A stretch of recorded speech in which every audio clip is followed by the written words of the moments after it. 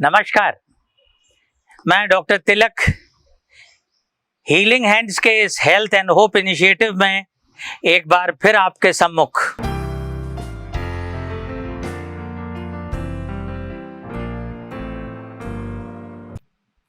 आज के अंक में हम लोग फिर बात करेंगे एलर्जी की एक और शक्ल की, एक नए रूप की। एलर्जी जनित व्याधियां जो हैं वो संपूर्ण विश्व में बढ़ रही हैं। एक महामारी सी चल रही है, एक अघोषित महामारी। और एलर्जी, जैसा मैं पहले अपने वीडियोस में बता चुका हूं, एक बहुरूपिया है।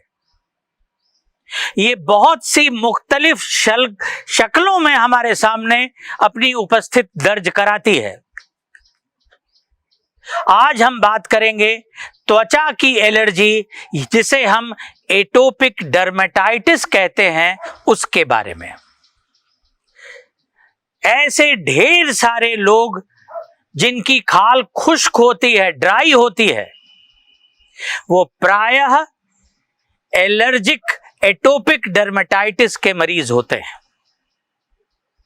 अगर आपके परिवार में आपके पिता की तरफ, मां की तरफ या भाई बहनों में एलर्जी का इतिहास है, वो चाहे किसी भी व्याधि का हो जो एलर्जी जनित हो, या आपके खाल पे छोटे छोटे दाने हैं, जैसे साबूदाने के दाने होते हैं वैसे, और खुजली होती हो, अगर ये तीनों चीजें मौजूद हैं, आपकी खाल खुश्क है, तो आपको एटोपिक डर्मेटाइटिस है।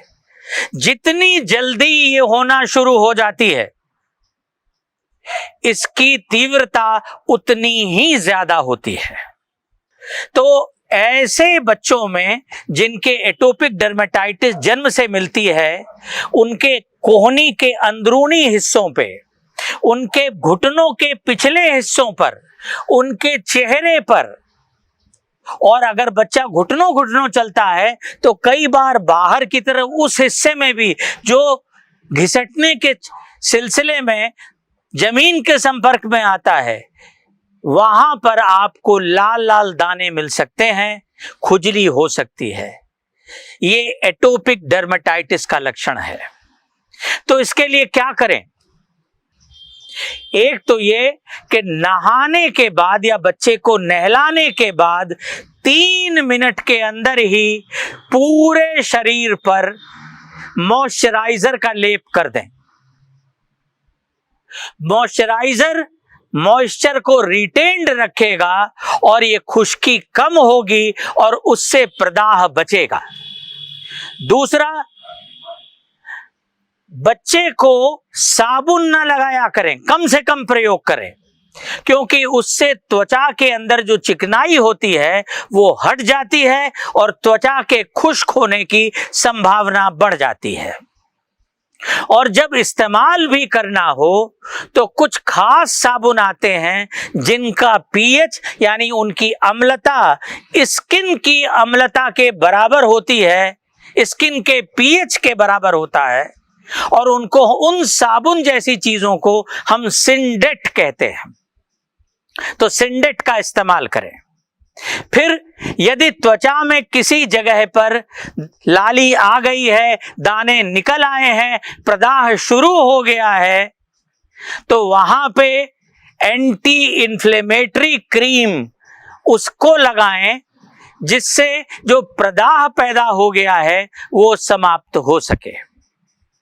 यदि उन जगहों पर बच्चे के खुजाने की वजह से खाल हट गई है और संक्रमण भी हो गया है, तो आपको एंटीबायोटिक का भी प्रयोग करना पड़ेगा।